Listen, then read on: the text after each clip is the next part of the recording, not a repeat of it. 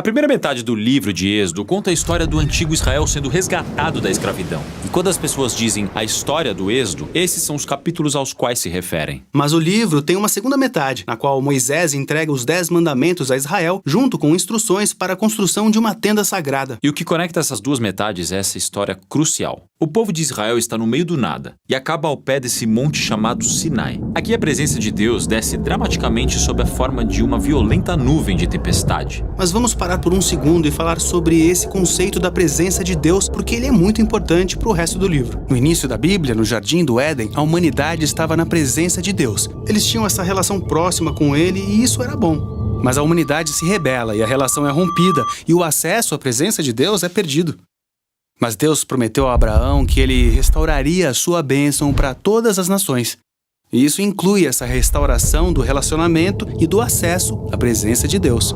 Então no Sinai a presença de Deus agora está aqui diante deles e na verdade é algo assustador. Ele está aqui para convidar Israel a essa relação única e próxima com ele. E a palavra usada para descrever esse relacionamento é aliança. É como um contrato legal entre Deus e Israel. E é único porque até agora Deus não pediu a Israel que fizesse nada em troca, apenas que confiasse nele. Mas aqui nessa montanha, Deus vai pedir a Israel que faça algo. Muitas coisas, na verdade. Ele dá a eles um conjunto de leis que inclui os 10 mandamentos. E se eles obedecerem a esses mandamentos, eles se tornarão o povo que representará Deus para as nações do mundo. Como um sacerdote faria. Sim, na verdade é isso que Deus os chama a se tornarem, um reino de sacerdotes. Tudo isso está conectado à promessa a Abraão, de que sua família se tornaria uma bênção para as nações. Certo. Mas obedecer essas leis será difícil porque elas são muitas e definem um padrão muito alto. Mas se você parar para pensar, se alguém no mundo deveria ser capaz de fazer isso, são essas pessoas que experimentaram a graça e o poder de Deus em primeira mão quando Ele os livrou da escravidão. Eles concordam em obedecer aos termos, mas depois se recusam a entrar na presença de Deus porque ainda é, um pouco assustador. E como o povo não vai subir, Moisés sobe o monte sozinho para se encontrar com Deus. Mas Deus ainda quer estar com todo o seu povo, e então ele diz: tudo bem, se o povo não vem a mim, eu vou descer essa montanha para estar com todos vocês. E é por isso que ele ordena que Moisés construa esta tenda elaborada como um lugar onde a presença de Deus pode estar no meio de seu povo.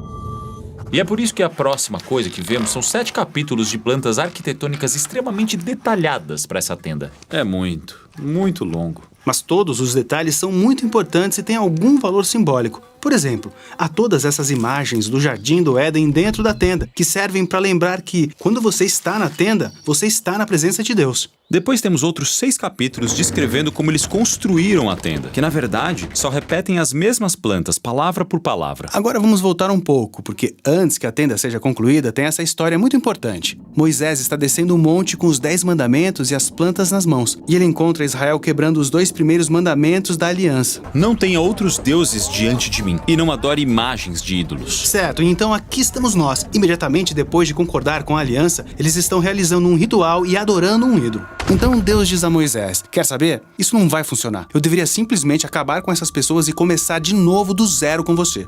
Mas Moisés lembra a Deus da sua promessa a Abraão e implora que ele os poupe, o que é uma conversa muito estranha. Por que Deus precisa ser lembrado de algo? Sim, parece estranho, mas esse diálogo está nos convidando para a experiência de Deus, de luto e de dor devido às ações de Israel. Ele poderia mesmo ir embora. Mas em vez disso, esse Deus escolhe a fidelidade às suas próprias promessas, mesmo sabendo que isso vai lhe custar.